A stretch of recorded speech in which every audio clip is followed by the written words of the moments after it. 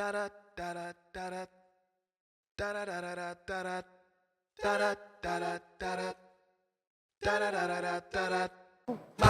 also runs RCM leadership forums and a popular podcast called My Good Friends, tackling subjects on rev cycle and business. So subscribe to that if you haven't already, and please help me welcome Ben Riegel.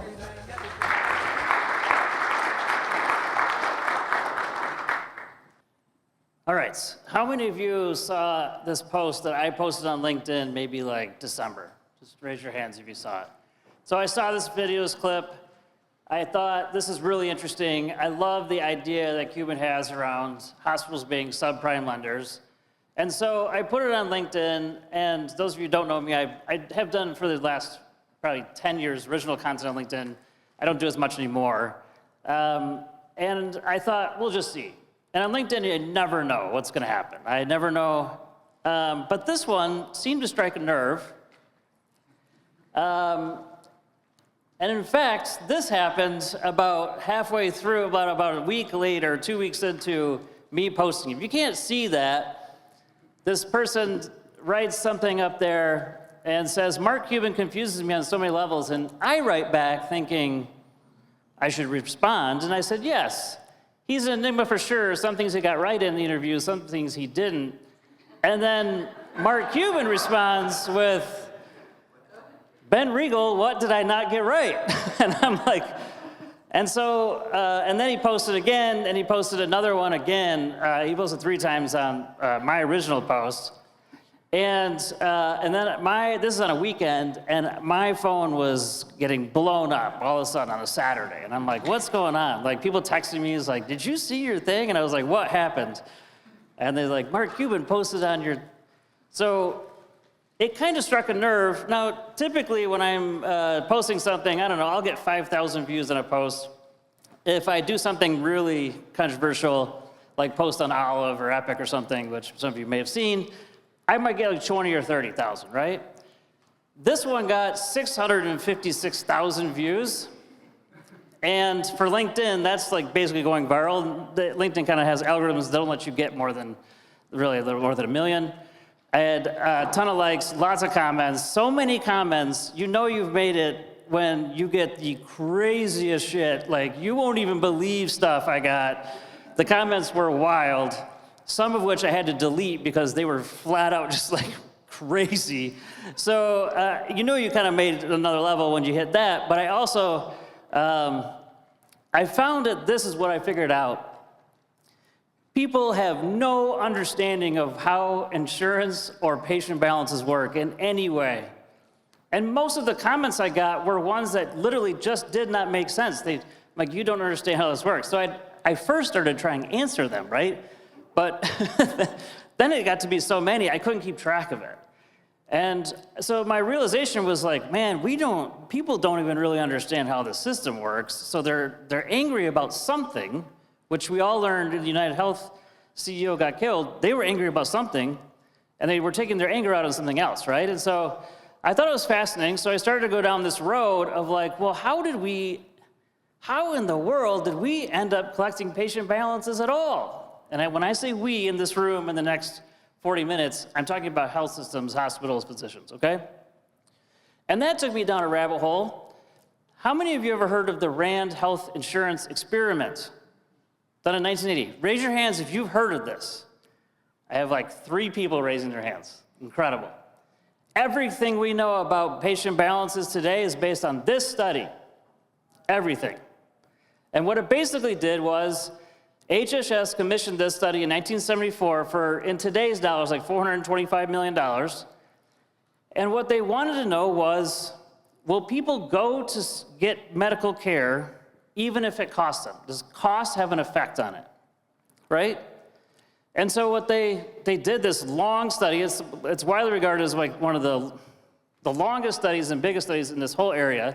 They took 7,000 participants and put them in random different types of coverage. Some that had high balances that they would have to pay to go, like co-pays and like everything we would know today, it would be everything associated. Some had none, they had varieties. And here's what they found. They found that reduced utilization, healthcare utilization went down, It didn't have long-lasting effects, but it did have a low impact. This is where it messed up. It has a high impact on a low need. So people who have a high need, it did actually have a higher impact because they were going to the doctor more often, right? But how many of you took economics in high school, college? Anyone remember price elasticity? This is basically what they were trying to, before this study, everyone thought if you have to go to the hospital or the physician, you're gonna go regardless of the cost. And this is what they actually proved was that that's not true. That there is a meaningful connection to that, and they figured out this minus 0.2 for overall medical spending, which means 10% increase in price will do about a 2% decrease in utilization. Now, what happened from this is that everything insurers do today is actually still using the same exact number. So they are still using this as the gold standard for how they determine what they will put balances onto you. So this is still what they're using, but we know that there's a big problem with it. Price sensitivity is not linear. It's not linear as in like a $500 balance to me is not a $500 balance to someone who doesn't have any money. Does that make sense? Like, it's not the same. I'm gonna go to the doctor regardless of the cost because that's what I think I need to do because it's not the same amount to me. But if I have no money, I'm not going to the doctor. And so it's not linear. So there was a lot of issues. I won't go into all the issues with the RAND experiment. So anyways, Kayla had asked me to speak, and I was like, I've been noodling on this idea of like, why do we pay patient balances? How did we get here? But then it got me to a rabbit hole, which I'm gonna take you down. Good luck, I'm sorry in advance. But I think the rabbit hole is very interesting, and I think it's worth going through. I'm going to teach you, and I'm going to go through things that I had no idea, and I'm gonna talk to you about the history of how insurance actually started. And you're gonna be like, this sounds boring. It's really not. I'm telling you, this blows my mind. I was doing research. I've never worked harder on something and for a long time. I was saying my whole life, but that's not true. For a long time, I haven't worked this hard on something. And I will tell you that I'd be at my computer, like doing research, and I would be like freaking out. Like, this is unbelievable. And I'd be looking around, there's like no one to tell. And I'm like, okay, well, someone needs to know this is like how stuff happened. So I'm gonna walk you through a little bit of this. We'll skip right into this part. How did we get here? And I went way back. Like, don't give me Medicare and all that stuff. I wanna know how we got here, because I actually think if we could figure out a little bit of understanding where we were, how we got here, you could probably kind of start to see, is there a different future? And I'm gonna, at the end of this, I'm going to propose a different future, which some of you are gonna be like, that's crazy and insane, but I want you to think a little differently. And so, it all began with, you will not believe it, workers' comp, which actually kind of still works like it does today, which is crazy on so many levels. How many of you are fans of workers' comp? Probably nobody in this place, right? But it did get started with that, and it got started back in like the labor reform movement back in the 1920s. Okay, so during this time, it was, they were pushing for shortened work weeks, limits on child labor, all good things, right? But the biggest thing is people were getting injured, and they were kind of saying, who's responsible for the injury? And so what started to happen was states started to enact kind of like this coverage that would cover workplace injuries.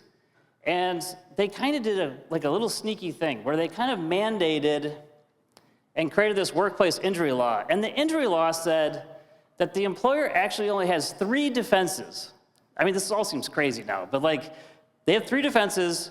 One is the assumption of risk is baked into an employment contract. So you signed an employment contract about going into the mines and you knew they were dangerous. So you assumed risk. I don't think that's still true today, but that is true back then.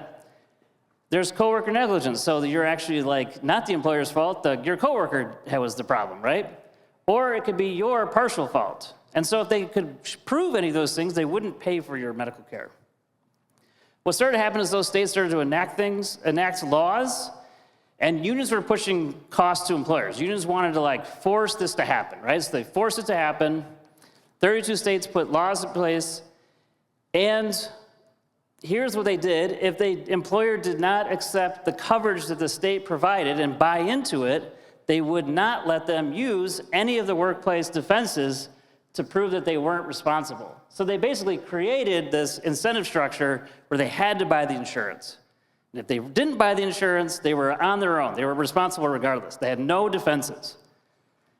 What's interesting about this, and I'm going to bring up this many times, is I hope there's not a physician in the room because you're going to be unhappy about this situation. Many times physicians are making bad decisions. And I will paint a picture of like how physicians today got to the spot they're in. But back then, they were not supportive of workers' comp in this workplace injury part until they thought they were going to get paid in the whole deal. And what they thought was, they thought they were going to be the ones that would provide the care. And so they then promoted it. But what happened was, as is today, most of those employers started either buying the physicians, or paying a physician, bringing them on staff, and cutting the main part of the physicians out of the whole process.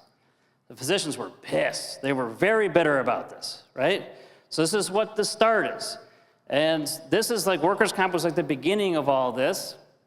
The early stages of health insurance, though, was after this, around the same time, there was like a lot of push towards it, right?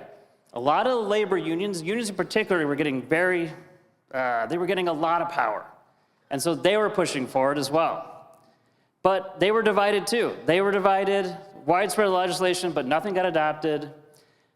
The AMA was very opposed to any type of insurance. And I'm going to keep going through this about why. But they were opposed to it because they just got burned in the workers' comp. And here's how physicians responded to any type of health insurance conversation. You can read that for yourselves, but it's not great. Un-American, unsafe, uneconomic, unscientific, unfair, supported by paid professional philanthropists, busybody social workers, misguided clergymen, and hysterical women. That was an actual conference. Just let that soak in for a second. So, they didn't respond well. But here's something that, and you're going to notice that our healthcare is actually shaped by some seminal events, the Great Depression being one. And the Great Depression, as you can imagine, price elasticity. People didn't have money to go to the doctor. They didn't go to the hospital. And Baylor University Hospital, this guy named Justin Kimball, he introduced the very first prepaid hospital plan, which is really on record the first kind of insurance hospital-based. Because they basically, what he found was his census was basically gone. They had no patients. And so he contracted with the Dallas Public School teachers for 50 cents a month would guarantee 21 days of hospital coverage if they got sick. But the physicians were not a part of that because the AMA absolutely opposed any involvement. So they didn't want to be involved, so it's hospital care only. But that plan actually started spreading, right? But it's all prepaid insurance. Like, think of it as like prepaid. It's not really like after the fact. I'm getting 50 cents per member per month, right? It's kind of the first capitation arrangement, which is interesting. And these prepaid medical groups also started to circulate. And what's fascinating about this is, you guys all know Kaiser, right? The physicians actually started to some physicians, like this one in particular, Kaiser, went out and did the same thing to create kind of like a prepaid plan for large employers or provider or groups of people, and the physicians hated it.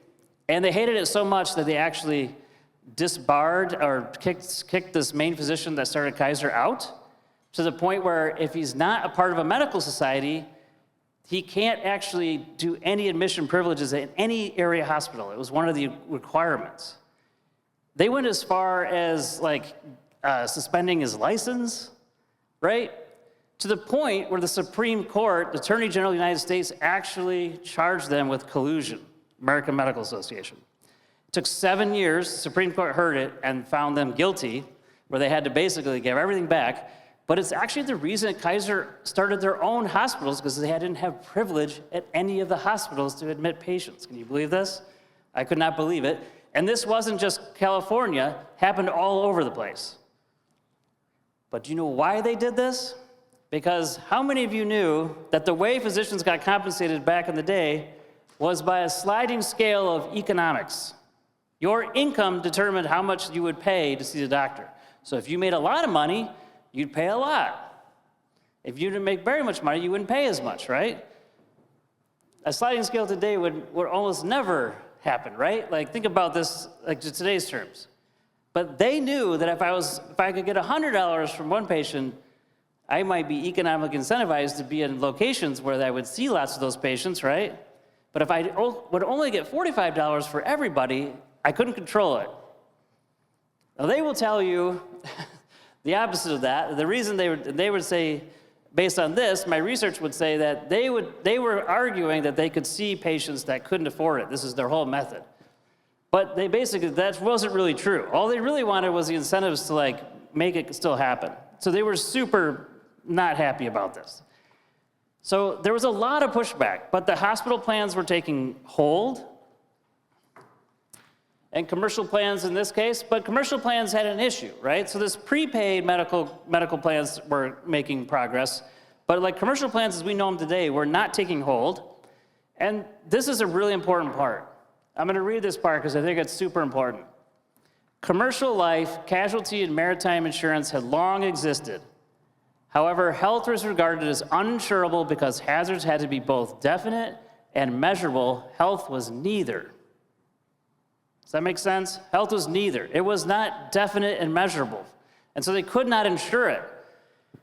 So what they started to do was do indemnity coverage for events measurable. And a hospital admission was measurable because a physician had to agree that they should be in the hospital. Like, the physician was the gatekeeper, but it was an event. And surgery was an event. So they lumped those things in together, and they could do insurance based on that. What they struggled with was the health part. So the physicians were excluded because they just didn't know how to, like, cover it. Everyone tracking with me? Okay. Now a quick word from our sponsor. Payers have instituted ever-increasing tactics to avoid or delay payment to providers. Requests for additional information, line item denials, payment delays, or just plain silence cost healthcare organizations millions each day, and providers are challenged in identifying tactics they can deploy to hold payers accountable. Switch RCM has answered this call to action by developing a proprietary and unique solution that empowers healthcare organizations to identify and calculate interest and late penalty payments across their clients' entire claims population. With a simple data lift, Switch delivers claim-level detail that allows clients to pursue missed or underpaid interest payments across their entire payer population in an effort to hold payers accountable now and influence improved payment timeliness in the future. Learn more about Switch RCM and start holding payers accountable today at switchrcm.com. Now back to the show. This is important because this will come into play. How many of you knew that the formation of Blue Cross was done by the American Hospital Association? Anyone? Raise your hand, because I didn't. They started it because what happened was they saw the Baylor thing and they thought, well, we like this idea, we should commission it. So they did this Blue Cross Commission in 1946. Eventually, like, kind of proliferating to other states. And they didn't want competition between the hospitals, so they made it regional. This is how we got regional Blue Cross in Michigan, Blue Cross of Illinois, right? But what they ran into in New York was New York was saying, well, you're an insurance, so you need reserves. And what they were arguing, Blue Cross, AHA argued this. I absolutely fell on the floor when this happened. The insurance commissioner would review their rates, and because the reserves were the hospitals themselves, which is important, the majority of the board would be composed of the directors of the participating hospitals. So they argued that they didn't need financial reserves because the hospitals themselves were the reserves, meaning they could still provide the care regardless if they had the money. This was just take a sec. This is the insurance company saying the hospital is the reserve. It's the way that we make sure it happens. And we're going to make sure all the hospital CEOs are on the boards of insurance on Blue Cross's boards. Do you know how many hospitals CEOs are on the boards of Blue Cross organizations? Anyone want to guess? Not many. So in Blue Cross Blue Shield of Michigan, there's one, and it's some health system up in the UP, if you know where the UP is, and it's tiny, and I'd never heard of it, and I live in Michigan. I'm like, I don't even know what that is. There's no representation. So it's just fascinating how it's like we are the reserves that make this all work, right? So Blue Cross was formed. Eventually it spins out. Eventually, I didn't go through it, but Blue Shield was the physician arm of this. Eventually that gets merged. Physicians, after their Supreme Court loss, which I just mentioned, they got a little more compliant. They felt like they had no choice. So those guys started happening. I'm not gonna go into all that because there's a lot there. The biggest thing that happened next was World War II. And you could say that this is the single biggest factor in forming what we have today. There were three things that happened that are very, very important to know. One is, because of what happened, they set a law in place that froze wages. Because they were worried so much about inflation, and a lot of the men went to World War II, they needed to recruit women into the workforce.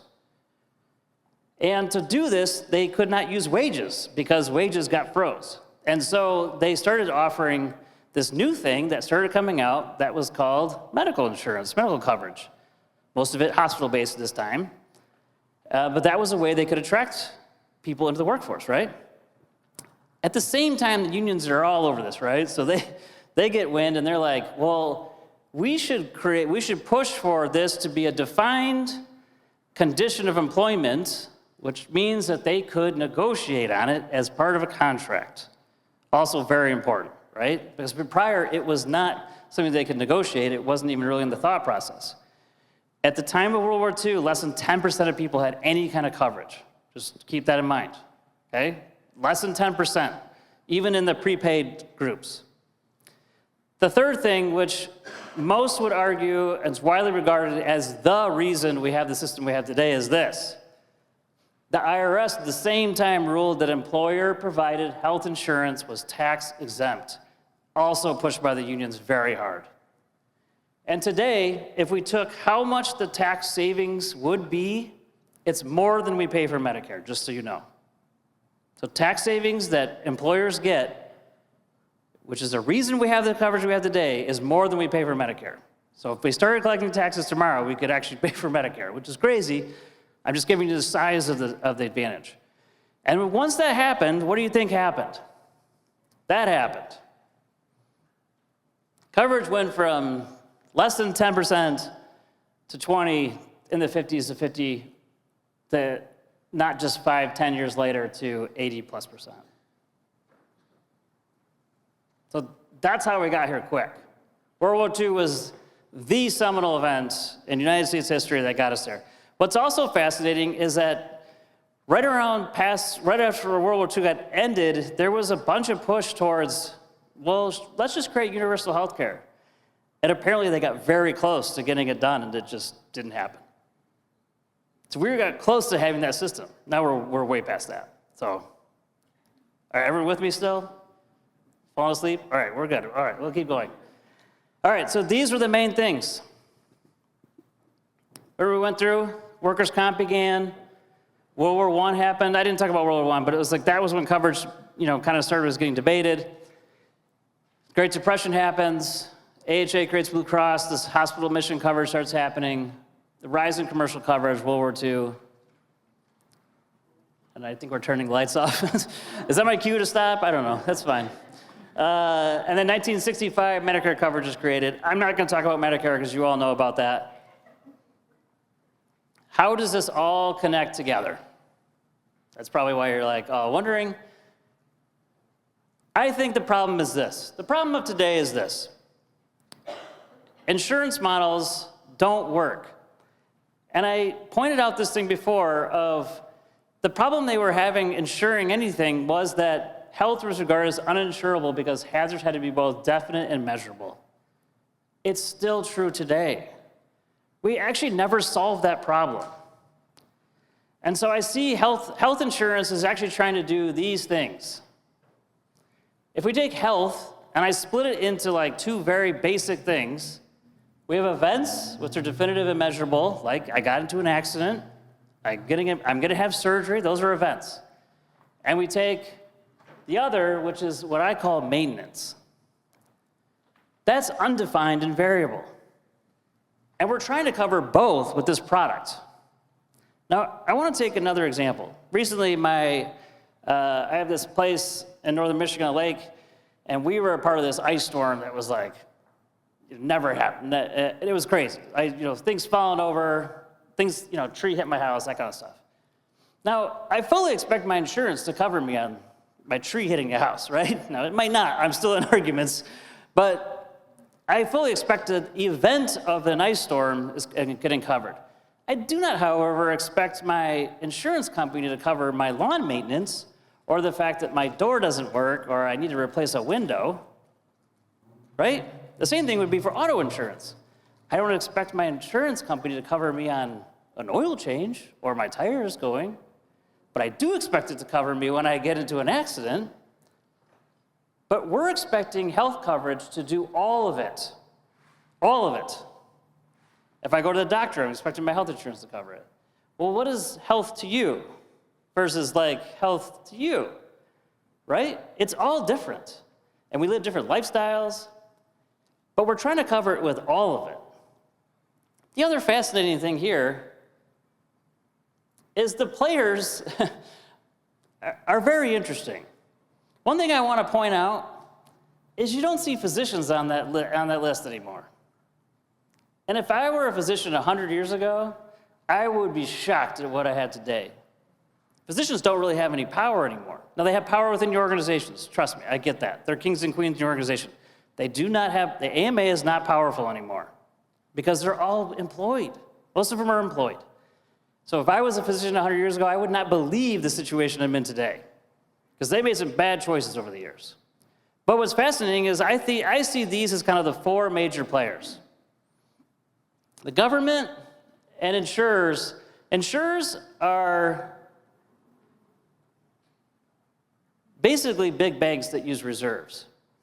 Now, we used to be the reserve. Now they actually have real reserves, and they have a lot of it.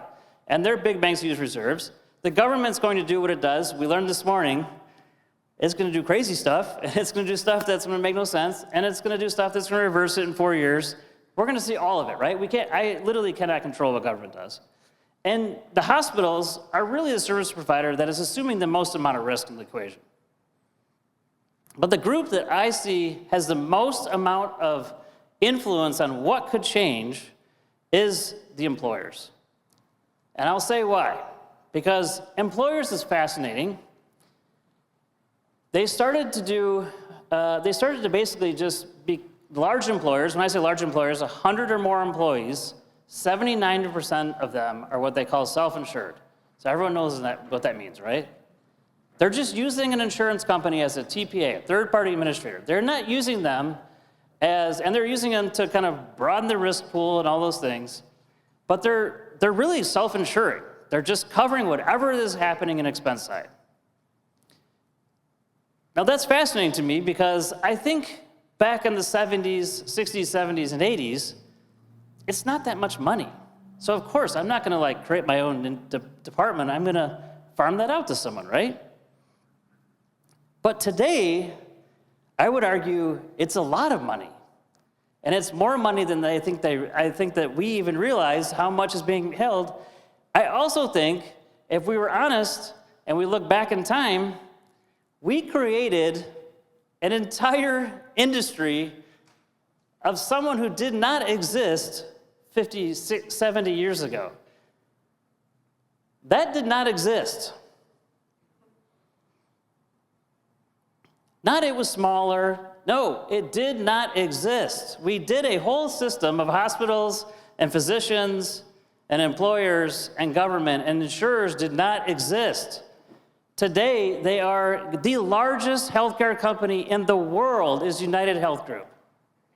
The largest, not Medtronic, not anyone else, United. That should scare everyone. Everyone should be scared. But it didn't exist before.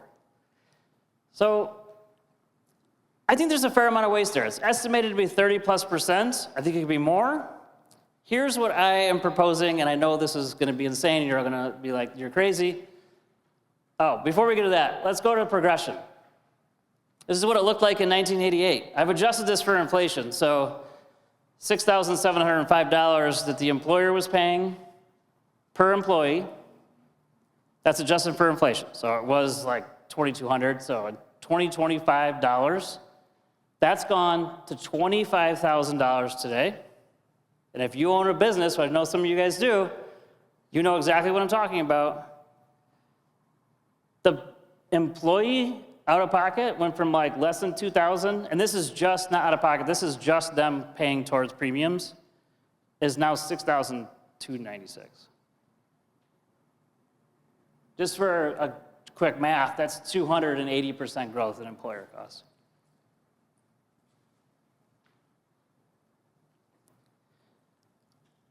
So if we're the reserves, I think this is what I think should happen.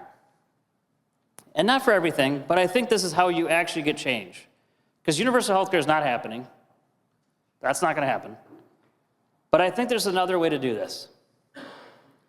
That you actually remove insurance from the equation a bit, and employers, large ones, go direct to the hospital. And because the government's still going to do what they're going to do. And is everyone familiar with reinsurance or stopgap coverage? Reinsurance and stopgap coverage is like if it goes above a certain amount, they'll cover me after $1 million claim, right? Like some level.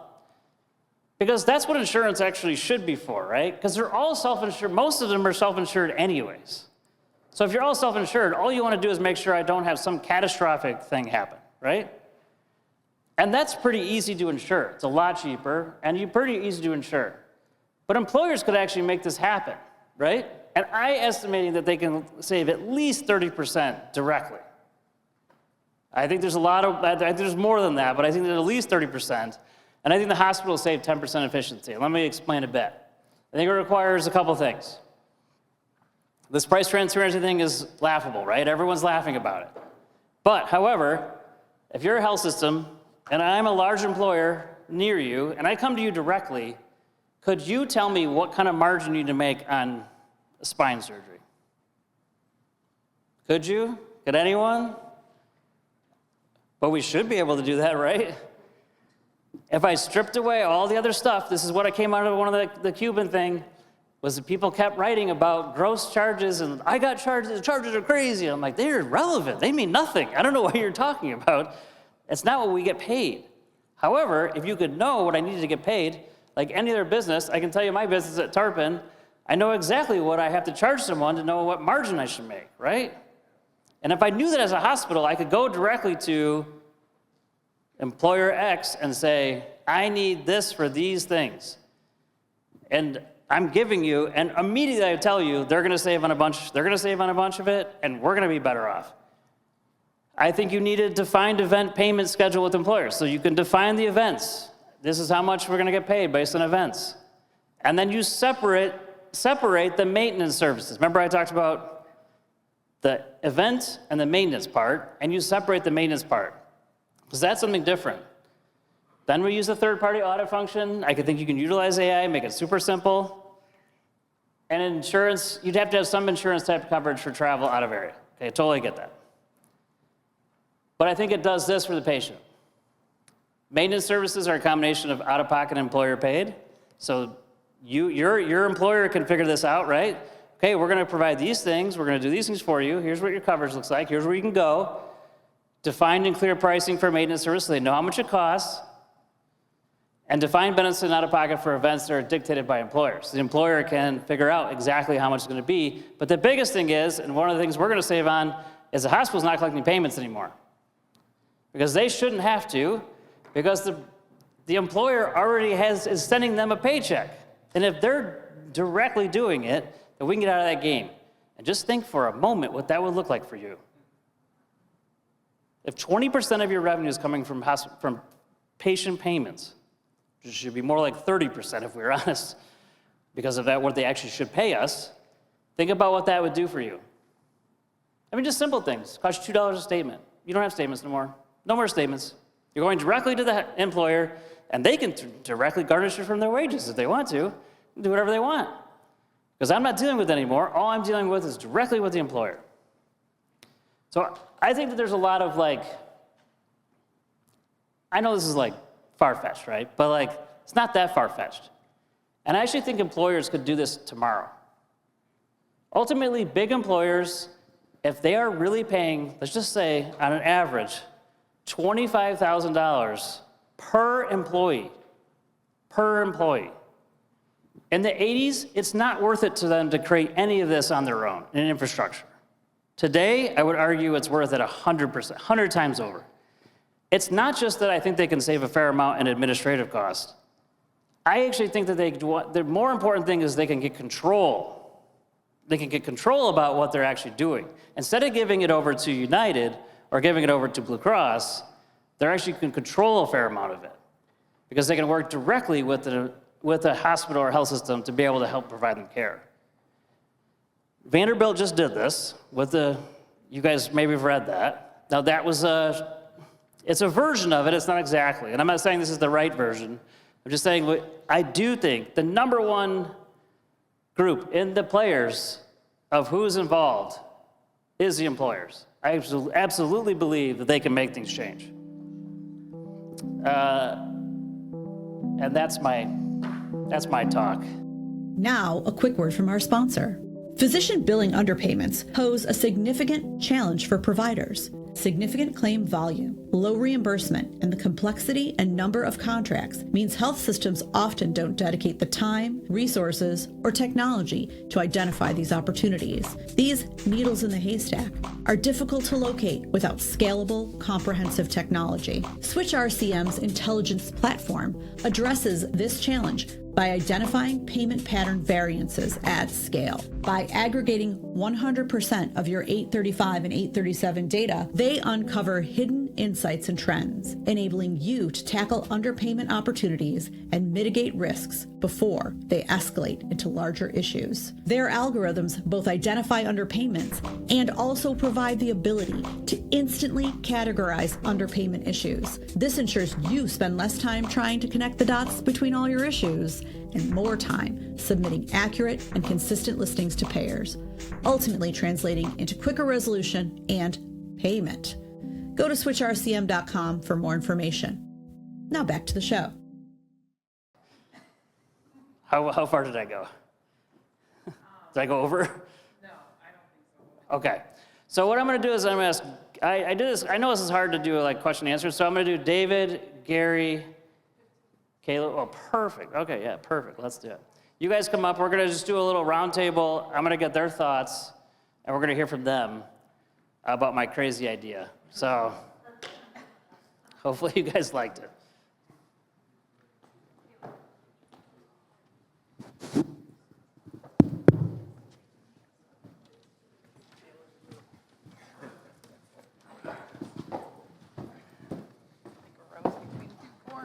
All right, here we go. All right, we only got 15, so we better move. Who wants to react first?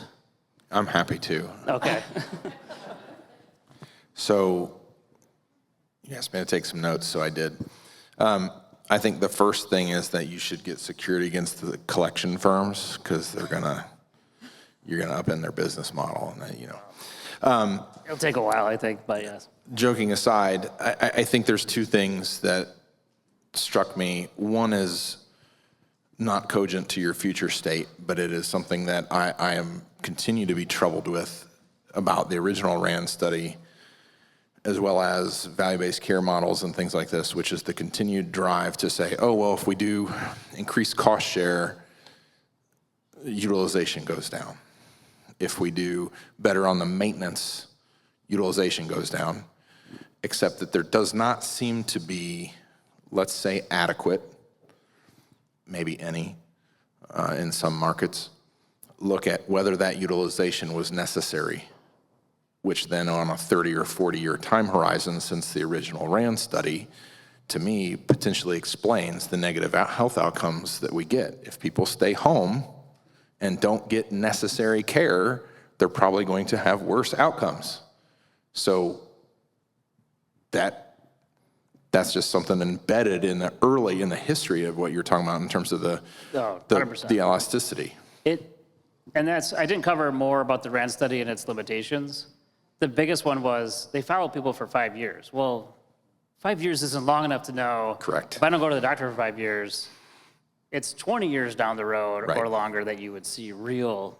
Right. Yeah. Yeah, So that exactly. that was a big limitation. And then more cogent to your future state, I think that I like it. It's similar to thoughts that I've had, but what I keep running into, and I'm actually interested more to flip a question back at you, is like, yes, I think employers could largely flip the switch on this fairly quickly. I think hospitals would be the problem. Not because we wouldn't necessarily want to, but because it's a foot on the dock and a foot on the boat. Like, how do we get, like, if I were founding a hospital tomorrow because I won the Powerball and wanted to just make a hospital, I'd do this model.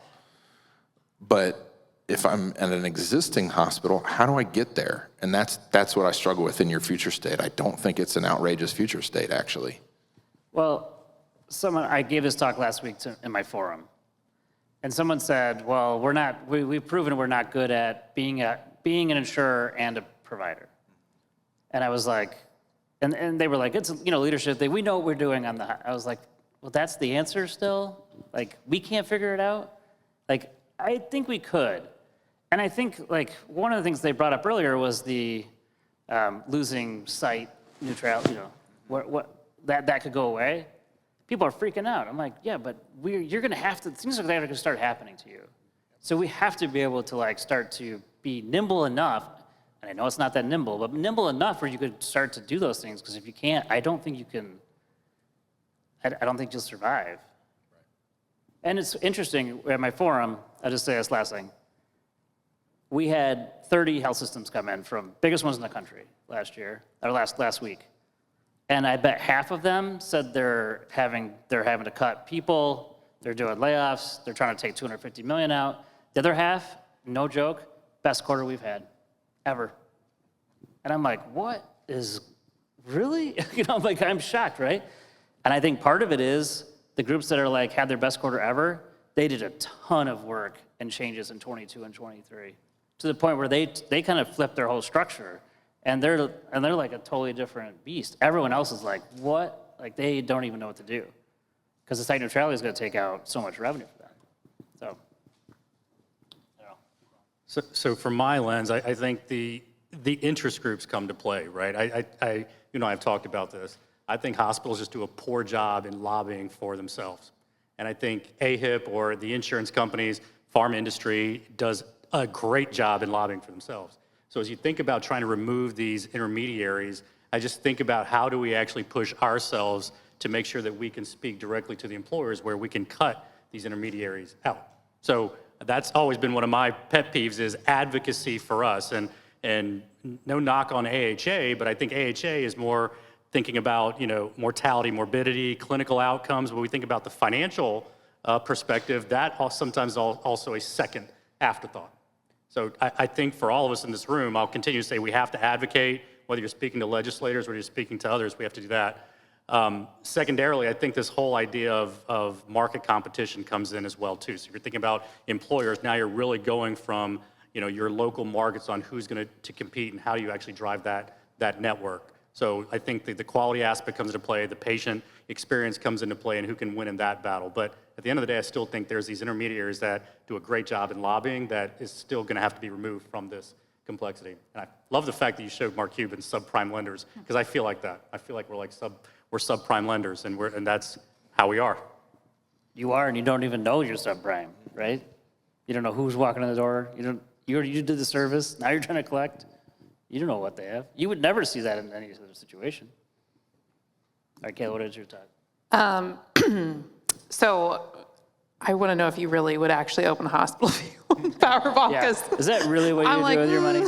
let's be Probably honest. even when it's like $1 billion, funding is probably inadequate. So I mean, I got to win the Powerball a couple times, you know. So, yeah, I told Ben earlier, I was like, I don't know if I'm going to have much value to add to this, but I guess my thoughts are, I'm sitting in a vendor seat, not the provider space, and it's always been hard for me to wrap my head around, and I think you kind of said it, Gary, is like advocating for these things and pushing for change and being willing to take on risk or doing things different than the way they've always been done. I think that's a big area of opportunity in healthcare in general. But I really loved, Ben, when you gave the comparison of health versus maintenance towards, our homes or our cars. I mean, I think that gives it a whole different perspective. And I even myself have never looked at it that way, but I think this is all about education, right? And changing our mindsets and lobbying or advocating towards even sometimes our coworkers and leaders of these hospitals to continue to educate and spread this word and change that perspective for us to find a better way to do this, because it is difficult, right? And I don't know what the answer is, but I think that this is a very interesting perspective, and I would love to hear more on how Vanderbilt is doing this. Like what pieces, parts are different, what maybe they've found as some challenges, what's working. I don't know if you have any of that feedback, or it looks like, Gary, you've got some more comments. Well, you just sparked something. I think also where we're at today, I was just at a payer-provider conference, and we're trying to figure out how we can talk better, how we can communicate better, and to remove, and it's interesting when you talk from the payer lens, they talk about the member, we talk about the patient, but it's the same person. How do you remove them from that? But I thought that was fascinating. So I'm curious, actually, Ben, from your perspective, when you think about data exchange to truly make this work, I think data exchange is still a problem in healthcare, and where do we feel trusted enough to exchange data with, I would say, entities, whether it's the employer, whether it's the insurance company, which I know providers have a problem with today, on making sure that we can still drive competition and still come out from that standpoint of, no margin, no mission. But I'm curious around data exchange. To me has been more fascinating on, I feel like that in itself is a problem, but to get to where you need to be, data exchange becomes increasingly important on how you measure things to ensure that we're trusted on each side on what the outcomes are. Well, I mean, the easy answer here is insurers have proven that they'll use that against you. Mm-hmm. So the reason Epic probably hasn't made a lot of progress on the payer, the payer platform, is just that people get, like, I already know a couple of health system people that have already pulled it off because it's used against them. So I think they've proven they can, but I think with an employer, you're kind of directly, my guess is you could build it so that it would work. I will say hospitals today probably aren't ready to share that data, and they don't want to, because it will look crazy.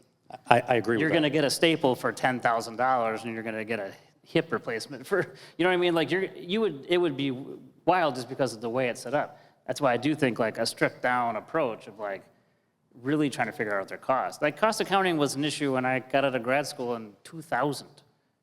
I think it's still an issue if I'm not, like I still think we don't really know our costs fully. And I think that's the issue we actually need to solve as far as data, I think. And it goes back to. Because then you could share it. Absolutely, and it goes back to what Cuban said. I mean, if we're subprime lenders, guess what we're doing year over year in that whole model is we're increasing our prices, right? Which is we're increasing gross charges to make up for that. Which is still happening today. Which is still happens today. So it's a vicious cycle that comes into this, but it's irrelevant at the end of the day when you talk about gross charges. It truly is, to your point, what is the true cost of that patient care? And I cut out a lot of the video. He did go after hospitals a bit, so we weren't left out of it, and there's a lot of F-bombs. So just, you just know what you're getting into when you play it. All right, anything else? I know we were probably out against time. Well, I want to be cognizant of time. Yeah, no, we've got like 4 minutes. Okay. Well, the only other thing that I was going to say is that I think that one of the problems that is underlying the cost accounting, the ability to have distinct and clear price transparency to the extent that that's actually effective, to have the data integrity that has to pre-exist the data interchange is the fact that we all work in a complicated, complex system.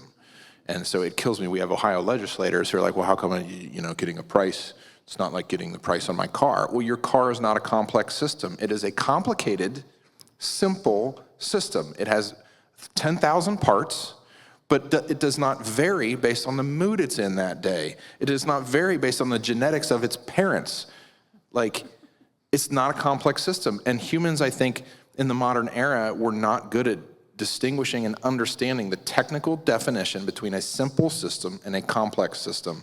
And a complex system, the inherent variability within it, a hip is not a hip is not a hip. And it's never going to be. And that's what I'm not saying that we shouldn't head down this road that you've proposed or any other road that Mr. Cuban proposes or whatever, but it's like, first, let's recognize that it's complex and we're dealing with humans because it's not simple. So I don't know. One last thing too, Ben. So your proposal, I think, is essentially validating what I think is happening right now. When you talk about a strategy of a health system, right now it's chasing volume. And all we're doing is chasing volume. And then that's, again, competing against everybody else. We're not solving the root problem. We're just trying to basically put the flag out in the various areas that we want to drive volume, and that's how we're trying to overcome this vicious cycle. Again, and charging on that aspect, making sure that we can drive the margins, but we have to get to a better place that we have to advocate for ourselves on that, because chasing volume is not going to be sustainable in the future. Well, and very specific volume. You want open heart versus, right? Because that pays for everything. That's exactly right. Eric Bricker had a great video on this explaining why hospitals want this, certain procedures they may just make all their margin on, basically. It's fascinating. No, it's so true. Well, I'll leave you with that. I think hopefully it was informational and you learned something about health insurance.